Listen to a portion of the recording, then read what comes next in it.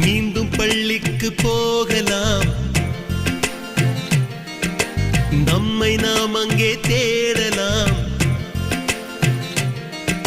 Slate குச்சி கடன் வாங்கலாம், ஸ்லேட்டில் பேர் எழுதி பார்க்கலாம். கொட்டு வச்ச வாத்தியாரை தொட்டு வணங்கலாம், முட்டி போட்டு நின்ன இடத்தை முத்தம் கொடுக்கலாம்.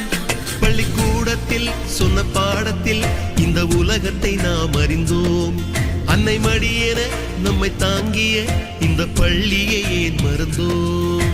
மீண்டும் பள்ளிக்கு போகலாம், நம்மை நாம் அங்கே தேடலாம்.